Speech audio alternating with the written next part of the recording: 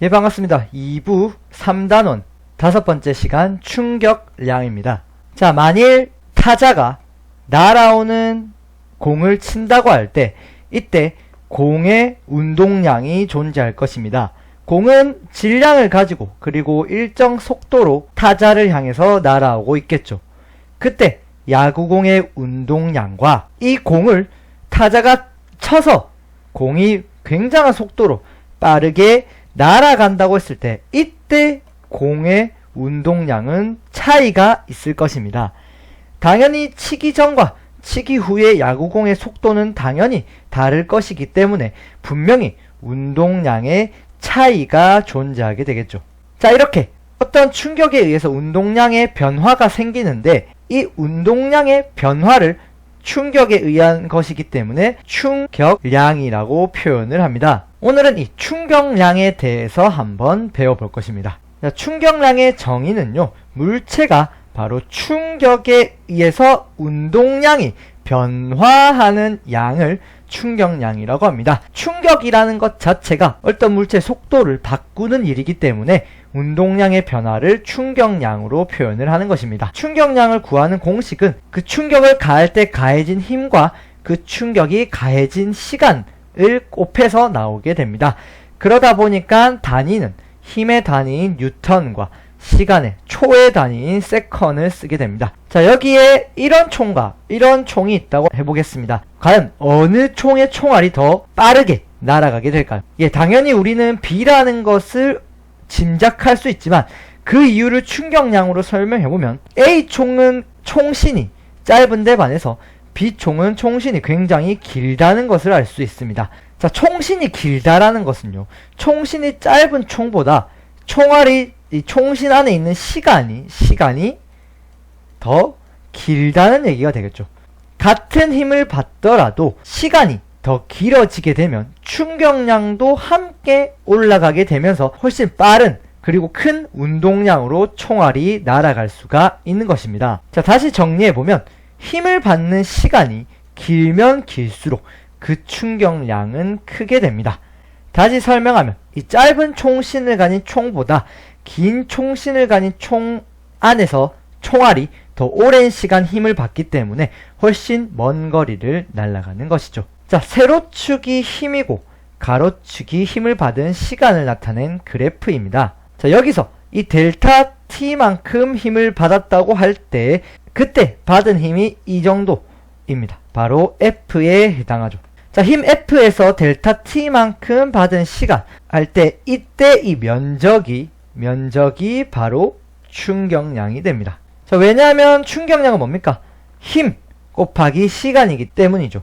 자, 힘의 약자인 F와 시간의 약자인 이 T를 곱한 이 면적은 바로 힘 곱하기 시간이 되기 때문에 바로 충격량이 되는 것입니다. 시간이 점점 길어지면 길어질수록 이 밑에 면적도 더 넓어지게 되면서 충격량도 더 커지게 되는 것입니다. 그래서 힘을 받는 시간이 길면 길수록 충격량이 크다는 거 꼭 알아두시기 바랍니다. 자, 앞에서도 말했듯이 충격량은요, 바로 운동량의 변화량과 같습니다.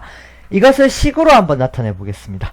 앞에서 말했듯이 충격량은 힘 F 곱하기 힘이 가해진 시간으로 나타낼 수 있습니다. 자, 그리고 운동량의 변화량은요, 바로 물체의 질량 곱하기 속도 변화량인데요.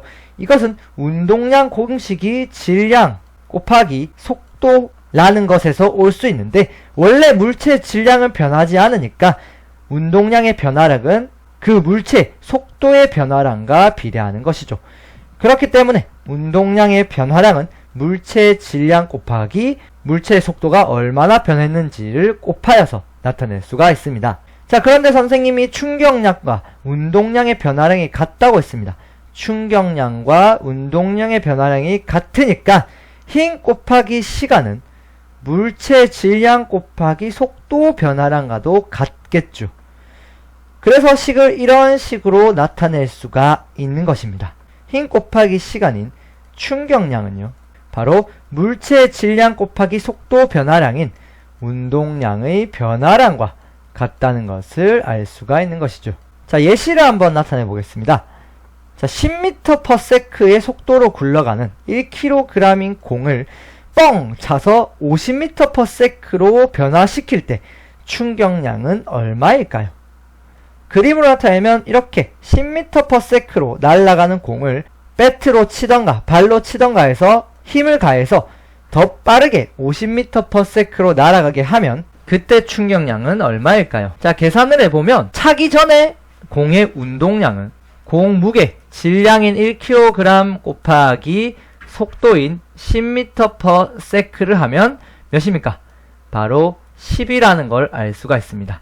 자, 하지만 공을 찬 후에 운동량은요, 공의 질량은 그대로니까 1kg 곱하기 속도가 몇이 되었습니까? 50m/s가 되었죠. 몇입니까? 1 곱하기 50이니까 찬 후의 운동량은 50이죠. 차기 전에 운동량이 10이었고 찬 후의 운동량이 50이었습니다. 그 차이는 얼마입니까? 그렇죠. 40이 되죠. 즉, 이 공의 운동량의 변화량은 40이고 운동량의 변화량은 바로 충격량과 같다고 했으니까 충격량 역시 40이 되는 것입니다. 이런 식으로 계산을 할 수가 있죠. 자, 두 번째, 충격량을 줄이기 위한 방법에 대해서 알아봅시다. 만일 어떤 물체에 같은 충격량이 가해질 때는요, 시간이 길수록 물체가 받는 힘을 줄일 수가 있습니다. 자, 이것이 무슨 말인지 한번 보겠습니다. 자, 같은 높이에서 사람이 떨어진다고 해보겠습니다. 물론 떨어져도 죽지 않는 정도의 높이라고 하죠.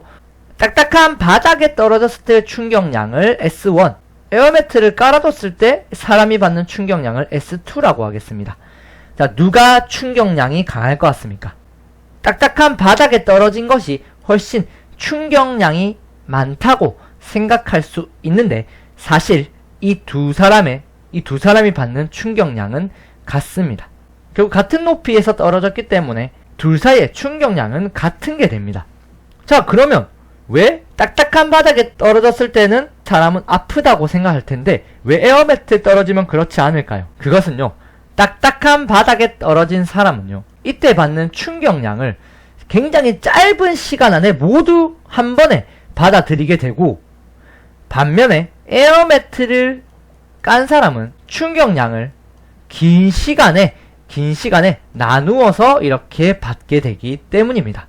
결국 같은 충격량을 받았는데 이 사람은 짧은 시간에 충격량을 받고 이 사람은 긴 시간 동안 충격량을 받기 때문에 두 사람에게 가해지는 힘이 달라지게 되는 것입니다. 그럼 시간이 짧을 때 힘이 강하게 작용할까요? 길 때 강하게 작용할까요? 그렇습니다. 바로 시간이 짧을 때 굉장히 큰 힘이 작용하게 되는 것입니다. 그래서 딱딱한 바닥에 떨어지면 우리가 에어매트보다는 아프다고 느낄 수 있는 것입니다. 자, 이것을 그래프로 한번 나타내 보겠습니다. 아까 봤던 힘과 시간의 그래프인데 딱딱한 바닥에 떨어졌을 때 충격량을 S1, 에어매트 바닥에 떨어졌을 때를 S2라고 할 때 두 충격량은 선생님이 같다고 하였습니다. 자, 하지만 다른 것은 S1에서 가해진 시간과 S2에 가해진 시간인데요. 두 S1과 S2의 넓이가 같으려면요, 시간이 짧으면 대신 힘이 높아져야겠죠. 반면에 시간이 길게 되면 대신 힘이 낮아져야겠죠. 그래야 S1과 S2의 넓이가 같아지게 됩니다. 즉, 그래프에서도 볼 수 있듯이 충격량, 같은 충격량이라고 할 때 시간이 길어지면 길어질수록 받는 힘은 이렇게 낮아지게 됩니다. 이것은 같은 충격량일지라도 긴 시간 동안 힘을 나누어 받기 때문이죠. 이런 원리를 이용하면 큰 충격량에도 우리가 적은 힘을 받을 수 있게끔 안전장치를 만들 수가 있는 것이죠.